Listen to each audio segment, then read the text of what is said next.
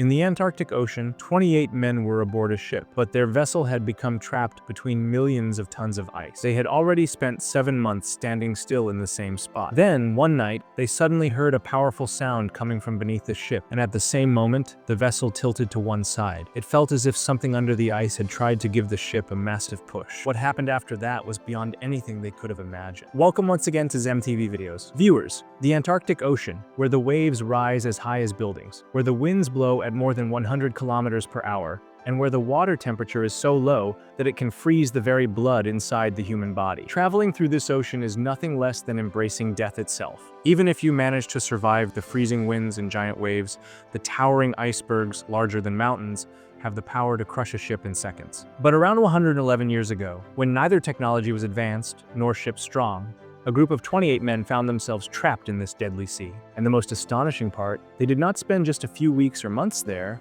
but an unbelievable 2 years under the open sky. As far as the eye could see, nothing but endless ice, violent storms, a shortage of food and water, and no chance to call for help. This is a survival story that the world later named the greatest survival story of all time. And the hero of this story was Sir Ernest Shackleton, an explorer whose mission was to test the strength and endurance of the human body. It was for this reason that he named his ship Endurance. Throughout his life, he undertook several dangerous missions. In 1901, he was part of a mission to reach Antarctica, but had to turn back 750 kilometers before the destination.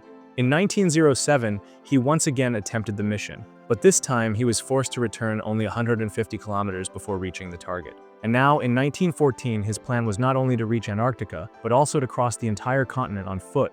The only reason behind this was that Sir Ernest Shackleton wanted to achieve something that no one in history had ever done before. This mission was named the Imperial Trans-Antarctic Expedition, and because the nature of this mission was extremely dangerous, no one was willing to take part in it. For Shackleton, the very first challenge was to find a crew for his expedition, so he wrote an advertisement and published it in the Times newspaper. Remember, this was no ordinary travel advertisement. Its opening words were, "Men wanted for hazardous journey." It clearly stated low wages, bitter cold, long months of complete darkness, constant dangers, and no guarantee of safe return. Shackleton wanted to attract only those people who were not afraid to stand face to face with death. Soon, he had hired a crew of 27 men. Shackleton had been planning for this mission for 4 years, but as the time of departure came closer, the dream of this expedition began to fade, because the First World War had already started. However, Britain, which itself had declared war, granted permission for the Imperial Trans-Antarctic Expedition to proceed. For this mission, an extremely strong ship was required, one that could break through the thick ice of the Antarctic Ocean.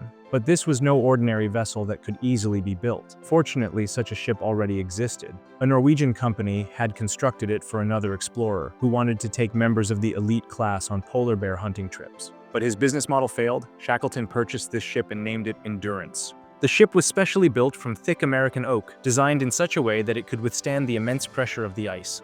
It was a hybrid vessel, equipped with both sails and an engine. At last, the day finally arrived for which Shackleton had waited many years. On August 8, 1914, Endurance set sail from Plymouth, England. For the next 4 months, they traveled across the Atlantic Ocean. First, they reached Argentina. Then from there, they sailed to South Georgia Island. After completing the final preparations there, on December 5, 1914, they directed the ship into the Antarctic Ocean toward the Weddell Sea. On board Endurance were 28 men, along with 50 large breed dogs. These dogs were to be used in Antarctica for pulling supplies across the ice. For 46 days, the voyage continued until they were only 1 day away from reaching the coast of Antarctica. But then, on January 18, 1915, disaster struck. The layers of ice across the Weddell Sea grew thicker and thicker, reaching as much as 18 feet. And now, Endurance no longer had the strength to break through it. In some places, the ice was too fragile to even begin a walking journey. Endurance had become trapped about 130 kilometers before reaching its destination. At first, they thought this might just be a temporary problem, but in reality, this turned out to be the greatest obstacle in the entire Imperial Trans-Antarctic Expedition. For many days, the crew worked tirelessly, trying to free the 300-ton ship.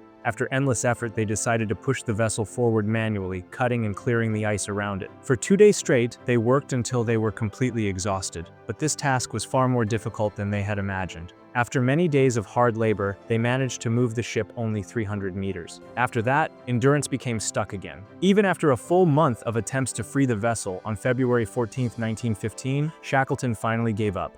He decided to leave the ship at the mercy of the natural movement of the ice. Perhaps when winter ended, the ice would break on its own. During this time, Endurance became their winter station. The crew continued their daily routines, but the only difference was that the ship now stood completely still. Their spirits remained high, and Shackleton maintained strict discipline on board. The men kept themselves busy with discussions, playing football, cutting each other's hair, and cooking meals together, all while waiting for the day when the ice would finally break, giving them a path forward or backward. As days passed, life on Endurance continued, and the men grew closer to one another. Even with the animals, they developed an emotional attachment. Everyone held on to the hope that one day they would finally reach the safety of civilization. But maybe nature had something else in mind. In April 1915, the ice began to break, but due to the increasing pressure, the layers of ice started piling up on one another, and this was an extremely unexpected event. The compressed millions of tons of ice also began putting pressure on the Endurance. At this point, the most urgent task was to free the ship from the pressure of the ice. So everyone worked together to remove the ice.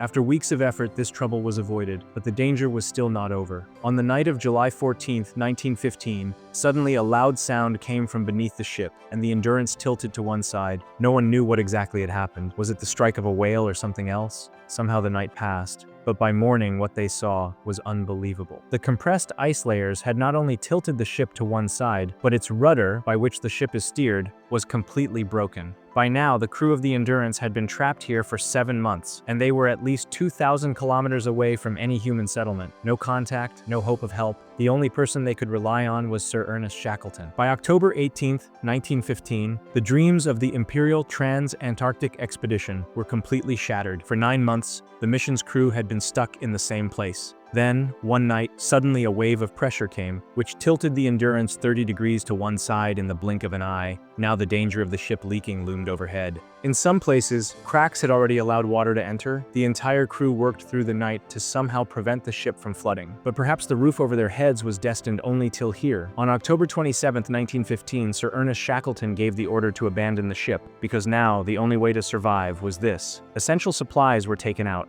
Animals, food, water, lifeboats, and bedding, and the entire crew was forced to come out onto the icy sheet under the open sky. For months they had relied on this ship, and now, before their very eyes, the Endurance was crushed by the pressure of the ice and slowly began sinking into the water. Now only one question filled everyone's minds. How long could they wait on this floating sheet of ice? Sir Ernest Shackleton decided that staying here was too dangerous. He knew about an island called Paulet, about 550 kilometers away, where there had once been shelter and supplies. But to reach there, just 3 lifeboats were not enough, because the ice that could destroy such a massive ship, what chance did those lifeboats have? So, it was decided they would attempt to walk to Paulet Island. They began the journey toward Paulet, which turned out to be the most dangerous part of their adventure. For the next 6 months, the crew faced deadly dangers. Every time they camped on an ice sheet, it either cracked open beneath them or drifted away with the ocean currents. Fortunately, the ice sheet was slowly drifting toward Paulet Island itself. So, Sir Ernest decided they would ride the drifting ice all the way. By now, the crew had run out of food and water. Whatever little they found on the floating ice, they tried to hunt, like penguins and seals. By February 1916, they had been on this journey for 13 months. Now their condition was such that they survived on just a single biscuit at a time. By the next month, waiting for Paulet Island became so unbearable that they were forced to kill their own dogs for food. That gave them enough to survive for a few more days.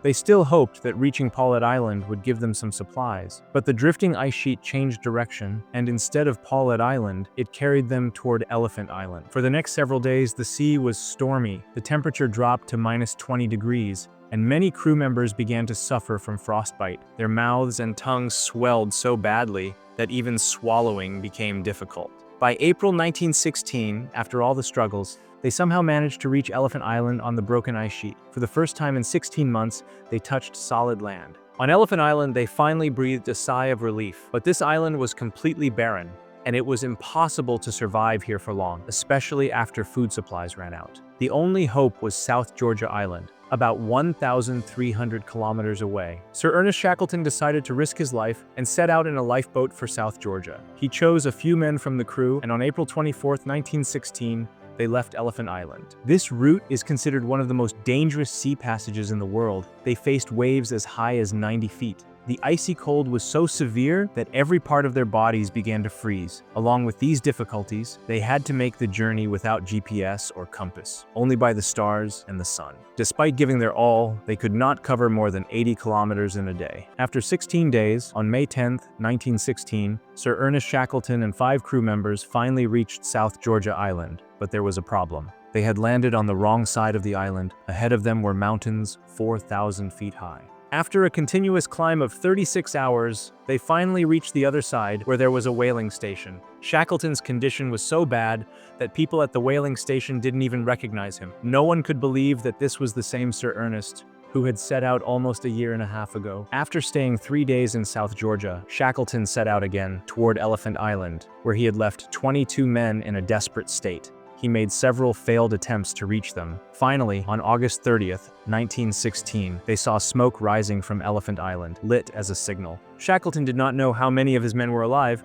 but upon getting closer, to his astonishment, he found all the crew members alive and safe. On August 8, 1914, they had first set out from England, and after 2 years and 22 days, Shackleton brought his entire team safely back home. Even though they never accomplished their original mission, Sir Ernest had already made 2 failed attempts to reach the South Pole before this, and in the Imperial Trans-Antarctic Expedition as well, they got stuck just 120 kilometers before their goal. But it was this incredible survival story that earned him the fame he might never have achieved, even if he had completed the mission. 107 years later, in the year 2022, the Endurance was finally discovered in the Antarctic Ocean. Even today, the Endurance lies preserved on the ocean floor, 1,000 meters below the surface, in a perfectly intact condition.